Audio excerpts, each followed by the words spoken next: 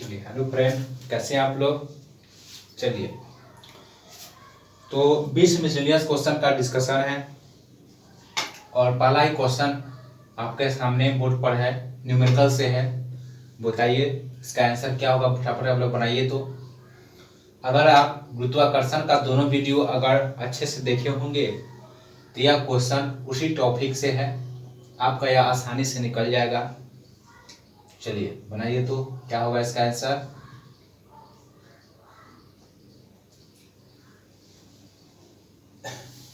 देखिए, कह रहा है कि पृथ्वी 2 किलोग्राम, यानी कह रहा है कि पृथ्वी किसी वस्तु जिसका द्रव्यमान 2 केजी है अपनी केंद्र की ओर खींचता है। तो बताए थे कि जब कोई पृथ्वी किसी वस्तु को मानी किसी वस्तु को अपनी केंद्र की ओर जिस बल से खींचता है वही क्या कहलाता है, भार कहलाता है। क्या कहलाता है, भार कहलाता है। ठीक है, यानी वेट, और वेट बराबर बताए थे mg होता है। वेट बराबर क्या होता है, mg होता है। मतलब पृथ्वी किसी भी वस्तु को अपनी केंद्र की ओर जिस बल से खींचता है उसे क्या कहते हैं, उसे कहते हैं वह भार कहलाता है, यानी वेट कहलाता है। ठीक है, तो कह रहा है किस बल से खींच रहा है, यानी वेट W बराबर क्या हो जाएगा, mg हो जाएगा। मतलब किस बल से खींच रहा है। ठीक है, तो देखिए g जो है m है, तो m का मान दिया हुआ है। m कितना हो जाएगा, 2 kg, और g का मान किस बल से खींच रहा है, 10 मीटर पर सेकेंड लेंगे। ठीक है, क्या लेंगे, 10 मीटर पर सेकेंड लीजिए। नहीं, जी का जिक्र जो है नहीं है, तो 9.8 लिखिए। ठीक है, जब ब्रैकेट में जैसे देखिए इसमें जी का मान 10 मीटर पर सेकेंड स्क्वायर दिया हुआ है, इसमें नहीं, तो क्या लेंगे, 9.8 मीटर पर सेकेंड स्क्वायर लेंगे। ठीक है, अब बैठा दीजिए किस बल से खींच रहा है, तो क्या हो जाएगा, mg हो जाएगा। m का मान कितना हो जाएगा, 2 गुणे 9.8 कितना हो जाएगा, गुना कीजिए तो यह आ जाएगा 19.6 न्यूटन। आपका आंसर निकल कर आ जाएगा बी। चलिए फटाफट बना लीजिए इसको। दूसरा क्वेश्चन बनाइए, तो क्या कहता है।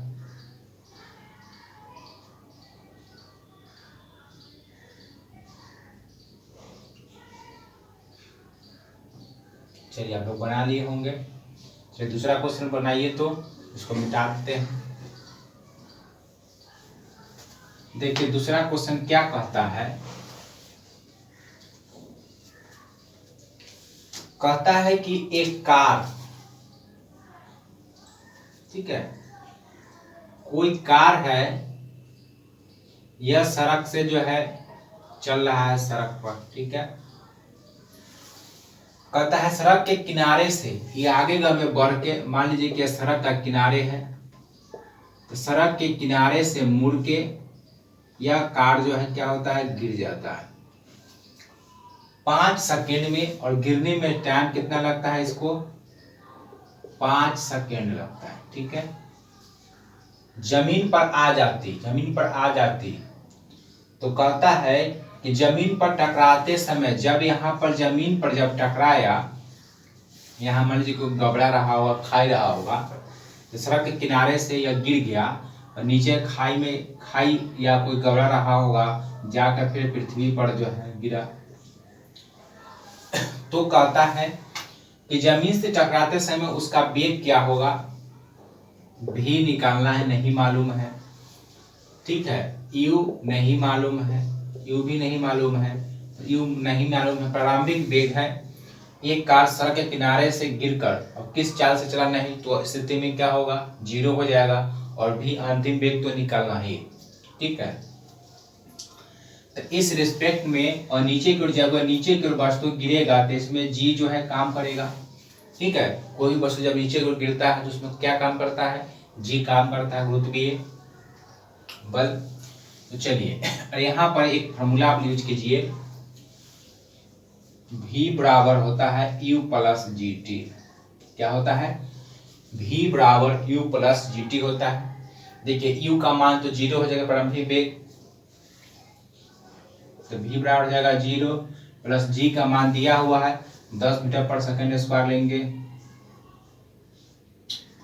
गुने T दिया हुआ है कितना सेकंड, 5 सेकंड में 5 से गुना कर दीजिए, ये तो 0 तो कितना हो जाएगा 50 मीटर पर सेकंड स्क्वायर।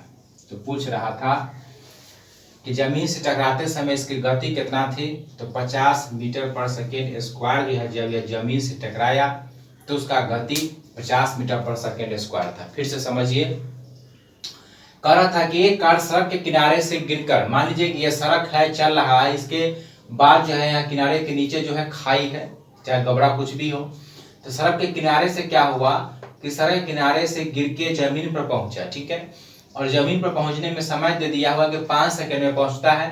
प्रारंभिक वेग नहीं मालूम है, यू भी नहीं मालूम है, इस स्थिति में प्रारंभिक वेग जो है यू लेंगे, निकालेंगे 0 लेंगे, और भी अंतिम वेग तो निकालना ही है। तो इस रिस्पेक्ट में फॉर्मूला यूज करेंगे V बराबर U प्लस जी टी, क्योंकि नीचे गिर रहा है, ठीक है, तो V बराबर U प्लस का लेंगे, जी टी लेंगे, V निकाला है हमको, U प्रारंभिक वेग नहीं दिया हुआ है, प्रारंभिक वेग यहाँ पर 0 हो जाएगा, और G का मान दिया हुआ 10 मीटर पर सेकेंड, और समय जो है T दिया हुआ 5 सेकेंड में गिरकर वहीं पर पहुंचता है, तो यहाँ से आपका आ जाएगा 50 मीटर पर सेकेंड। चलिए उतार लीजिए बढ़िया से, न्यूमेरिकल बना लीजिएगा, हर एक न्यूमेरिकल को रिवीजन करते रहिए, आपका परीक्षा में एक भी न्यूमेरिकल मेरे भाई नहीं छूटेगा।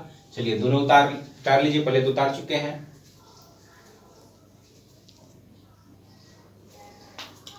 चलिए क्या कहता है, कहता है कि ब्लैक होल अंतरिक्ष में एक पिंड जो किसी प्रकार के विकिरण को बाहर नहीं जाने देता है, इस गुण का कारण क्या है? देखिए ब्लैक होल सिद्धांत जो है एस चंद्रशेखर नामक वैज्ञानिक ने दिए थे, इसकी खोज किए थे, और इसमें क्या होता है मेरे भाई, तो बहुत अल्प घनत्व होता है, इसमें क्या होता है, बहुत अल्प घनत्व होता है, और यह इसे जब कोई किरण गुजरता है तो उसे बाहर नहीं जाने देता है, ठीक है, तो इसका आंसर क्या हो जाएगा, बहुत अल्प घनत्व, ठीक है। कहता है किसी भी ट्रांजिस्टर का आधार क्या होता है, यानी ट्रांजिस्टर का प्रयोग जो किया जाता है वो लाइटली डायोड में करते हैं, किसमें, लाइटली डायोड में जो है ट्रांजिस्टर का प्रयोग किया जाता है। तो क्वेश्चन है किसी ट्रांजिस्टर का आधार क्या होता है, जिसका आंसर क्या हो जाएगा, लाइटली डायोड। चलिए नोट कीजिए,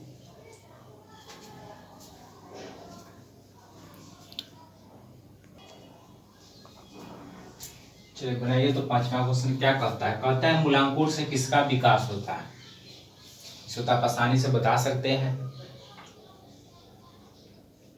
देखिए इसका आंसर क्या हो जाएगा मेरे भाई, इसका आंसर हो जाएगा जड़। क्या हो जाएगा, जड़। जड़ का विकास जो होता है मूलांकुर से होता है, किससे होता है, मूलांकुर से। किसका विकास होता है, जड़ से। तना का विकास होता है परांकुर से। चलिए नेक्स्ट क्या कहता है, छठा क्वेश्चन कहता है कि साइनोबैक्टीरियम में प्रकाश संश्लेषण की क्रिया कहाँ होती है। देखिए प्रकाश संश्लेषण, साइनोबैक्टीरियम में जो प्रकाश की क्रिया जो होती है वह कहाँ होता है, यह होता है थाइलेकाइड में। कहाँ होता है, थाइलेकाइड में होता है। प्रकाश संश्लेषण की क्रिया जो है साइनोबैक्टीरियम में कहाँ होता है, तो होता है थाइलेकाइड में होता है। तो आपका आंसर हो गया सी। चलिए सातवां कहता है कौन सा कृत्रिम प्रस्थिति तंत्र, कृत्रिम प्रस्थिति तंत्र का मतलब हुआ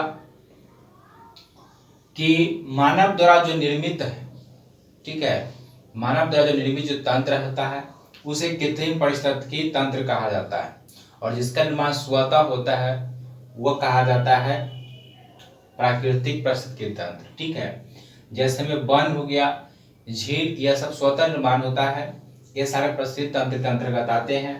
घास का मैदान भी पारिस्थितिकी तंत्र के अंतर्गत आते हैं। लेकिन धान का खेत जो है, हम लोग जो है धान की जब खेती करते हैं तो उस खेत का तैयार करते हैं, ठीक है। तो यहाँ पर जो कृत्रिम पारिस्थितिकी तंत्र हो जाएगा वो आपका हो जाएगा धान का खेत। क्या हो जाएगा, धान का खेत आंसर हो जाएगा। चलिए नोट कर लीजिए।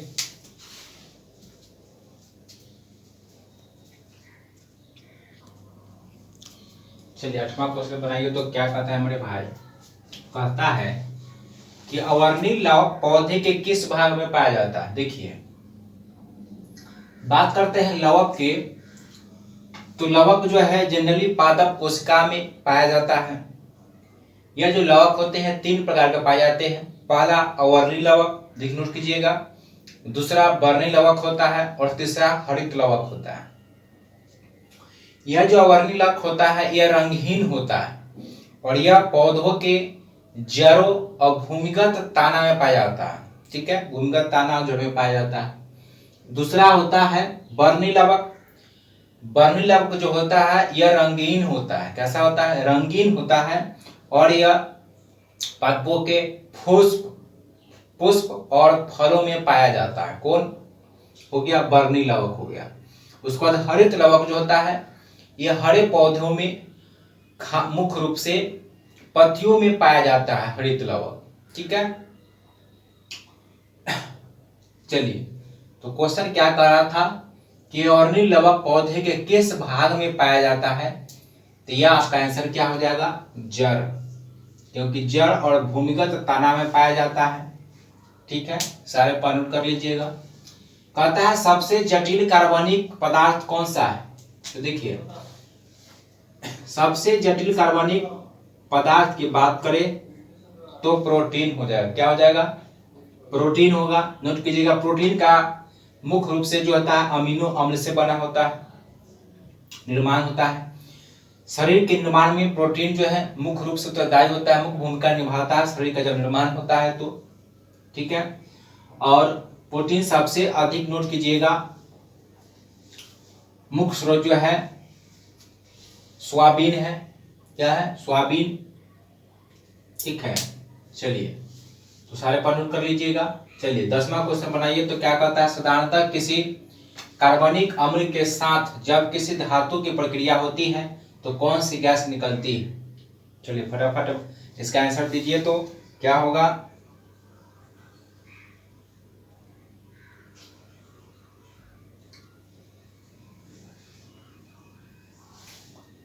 देखिए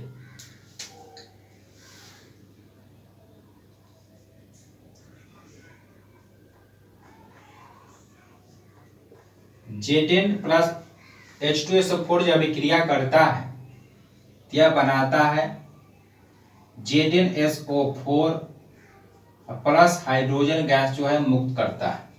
यानी कहने का मतलब कि जब साधारणतः किसी कार्बनिक अम्ल के साथ जब किसी धातु को, जैसे यहाँ जिंक का अभिक्रिया कराया गया तो ZnOSO4 प्लस H2 गैस जो है मुक्त कर रहा है। तो कार्बनिक पदार्थ के जब किसी धातु को अभिक्रिया या प्रतिक्रिया कराई जाती है तो उसमें गैस निकलने वाले गैस जो होते हैं वो कौन सा होता है, हाइड्रोजन गैस होता है। कौन होता है, हाइड्रोजन गैस होता है। तो आपका आंसर क्या हो जाएगा, बी नंबर होगा। चलिए नोट कर लीजिए।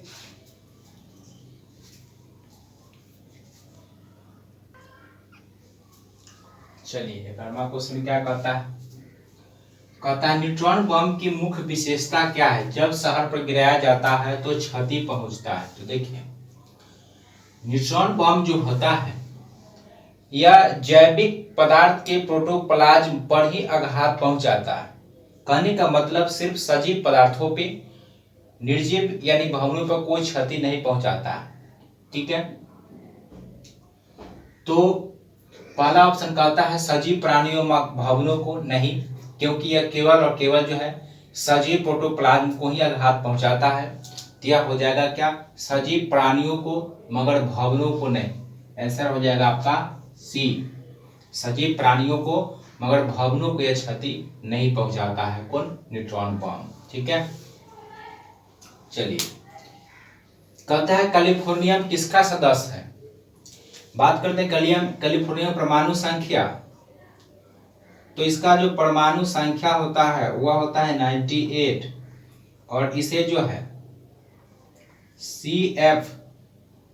CF संकेत के रूप में जो है प्रदर्शित किया जाता है, संकेत है। तो कैलिफोर्नियम जो है किसमें आएगा, एक्टिनाइट श्रेणी में आता है। इसमें आएगा एक्टिनाइट श्रेणी के अंतर्गत जो होता है वह आता है कैलिफोर्नियम। चलिए नोट कर लीजिए।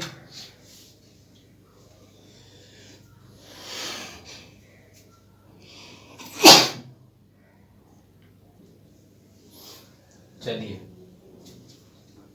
कहता है पुस्तक 1232 kilometre the long journey home, पुस्तक का लेखक कौन है? पिछले क्लास में भी यह पुस्तक चल चुका है। यह मेरे भाई किसका है? विनोद कापड़ी का। किसका है? विनोद कापड़ी का यह पुस्तक है। ठीक है, नोट कर लीजिए। कहता है स्वामी महावीर के भिक्षुणी संघ, स्वामी महावीर जी जो थे, बचपन का नाम क्या था? वर्धमान था। पिता का नाम सिद्धार्थ, माता का नाम था त्रिशला। ठीक है, तो कहते हैं कि इन्होंने एक भिक्षुणी संघ की स्थापना किए थे, और भिक्षुणी संघ के जो स्थापना किए उसका जो प्रधान थी वह चंदना था। कौन था? चंदना थी उसकी प्रधान। ठीक है, चलिए आंसर हो गया चंदना। बात करते हैं कली संवत का, तो देखिए 78 ईस्वी में चला था आपका क्या? शक संवत चला था। ठीक है, विक्रम संवत चला था 58 ईस्वी पूर्व में। ठीक है, तो पूछ रहा कि कली संवत की शुरुआत कब हुआ? इसकी शुरुआत हुआ था 3102 ईस्वी में। कली संवत की शुरुआत हुआ था कब? 3102 ईस्वी में। ठीक है, चलिए सारे पॉइंट को फटाफट जो है आप लोग नोट कर लीजिए। इसमें 320 में चला था गुप्त संवत। गुप्त संवत पूछ लेगा 320 ईस्वी में। चलिए नोट कर लीजिए सारे पॉइंट।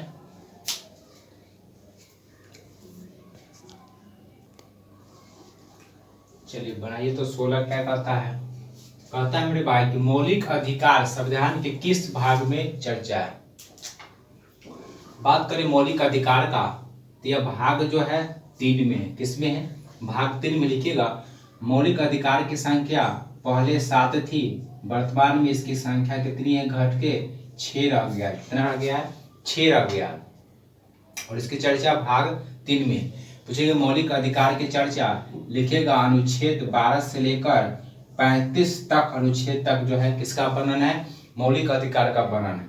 अगर पूछे कि सर्वप्रथम मौलिक अधिकार को किस देश में जो है प्रवर्तित किया गया, लागू किया गया, तो नोट कीजिएगा वह अमेरिका में। कहाँ? अमेरिका में सबसे पहले लागू किया गया। तो इसकी चर्चा किस में है? भाग 3 में चर्चा है। पहले संख्या 7, अब हो गया 6। किस अनुच्छेद कहां से कहां तक? तो 12 से 35 तक। कहता है कि अखिल भारतीय किसान सभा का गठन कब किया गया था? तो इसका गठन किया गया था 1936 में। आंसर हो जाएगा आपका बी नंबर। 1936 में इसका गठन किया गया था। चलिए 18 नंबर देखिए तो क्या कहता है? कहता है दो देशों के बीच वस्तु विनिमय को क्या कहते हैं? ठीक है, 2 देशों के बीच वस्तु को विनिमय को क्या कहते हैं? मतलब कि हम अपने देश से किसी दूसरे देश में फल भेजे, चाहे अनाज भेजे, उसके बदले उस देश से कोई दूसरे अन्य वस्तु मंगा लिए, तो वस्तु के जो विनिमय होता है इसे कहते हैं द्विपक्षीय व्यापार। क्या कहा जाता है? द्विपक्षीय व्यापार जो है कहा जाता है। चलिए सारे पॉइंट कर लीजिए, देखते हैं नेक्स्ट क्वेश्चन।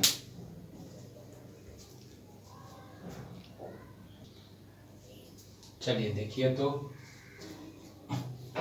कहता है मृत घाटी कहाँ स्थित है? ये तो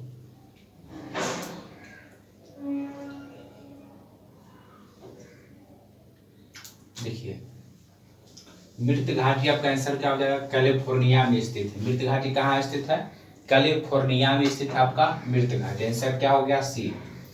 कहता 20 अगस्त को बात करते हैं कैंसर दिवस, तो लिखे 4 फरवरी को मनाते हैं विश्व कैंसर दिवस। तंबाकू जो है 31 मई को मनाते हैं तंबाकू निषेध दिवस। 22 अप्रैल को मनाते हैं पृथ्वी दिवस। ठीक है, तो बच गया कौन? 20 अगस्त को सद्भावना दिवस मनाते हैं। कब मनाते हैं? 20 अगस्त को। यह था मेरे भाई आज का प्रीवियस क्वेश्चन जो एनटीपीसी में और कुछ ग्रुप डी में पूछे गए प्रश्न थे, जिसका डिस्कशन देखे। ठीक है।